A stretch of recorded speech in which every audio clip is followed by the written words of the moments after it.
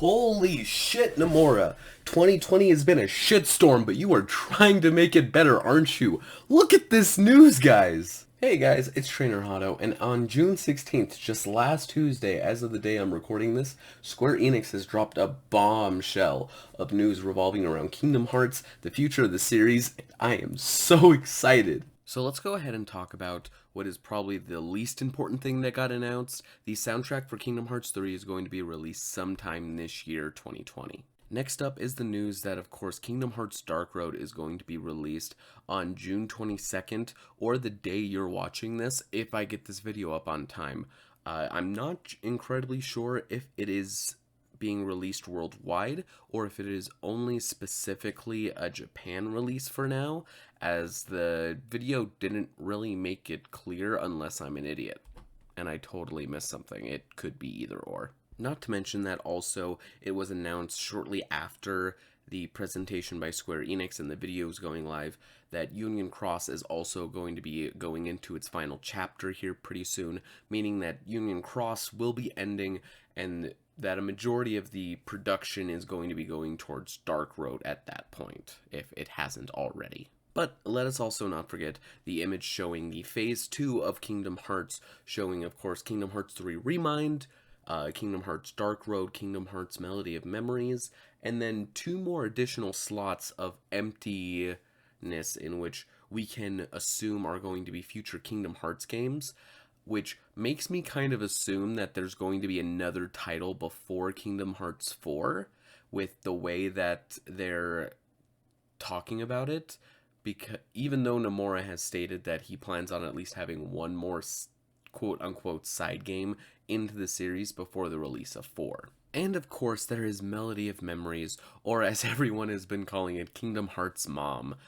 This is the main thing that stole away the show. It is an action rhythm game that is going to be coming sometime this year, which, if I'm going to guess, is going to be sometime during the holiday season, probably around the time the PlayStation 5 and the Xbox One X or the Series X comes out. Either way, I'm excited. It's going to be difficult because I absolutely suck at rhythm games, but the way that this trailer ended, I think, is what really grabbed everyone's attention, because it's focused around Kairi.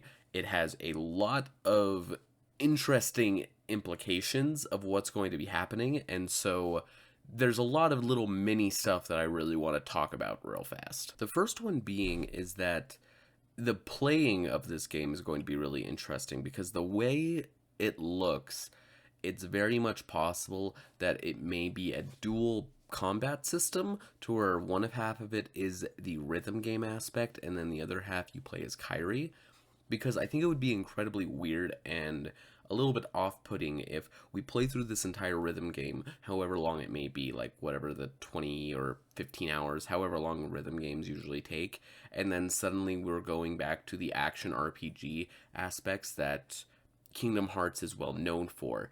And so I think in order to not have this jarring change, it kind of needs to do a mix-up at some point, but that's the first major thought or concern I have about this game. The next interesting part I want to talk about is the fact that Kairi knows who the Master of Masters is. And of course there's that tease with him taking off his hood. I honestly don't think we'll get to see that in this game, like see his face, but if Nomura wants to surprise me, go for it. But we know that Kairi doesn't remember her life before Destiny Islands, and so this is obviously going to be taking place while Kairi's in her medical-induced coma, and she's going to essentially go through her memories, I suppose, and figure everything out, including what happened to her beforehand, and it's going to somehow involve the Master of Masters.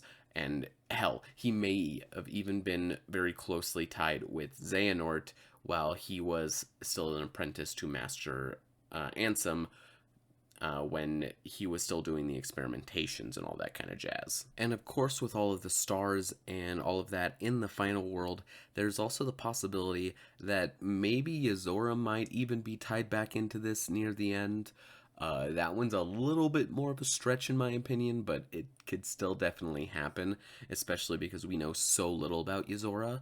But That is definitely a possibility if you ask me. But for now, guys, I think that's where I'm going to leave this discussion just because, there's only so much I can talk about with a minute and 30-second trailer. So go ahead, guys, like, comment, subscribe, all that kind of stuff. If you enjoyed the video, definitely let me know what your thoughts and processes are with this game, because I'm incredibly curious on what the community is thinking up right now. I've been trying to stay away from spoilers or other people talking about this until I made my own video to not have things muddled up and whatnot. But definitely let me know what you guys think down in the comment section down below. Keep rocking and rolling. Have a wonderful day.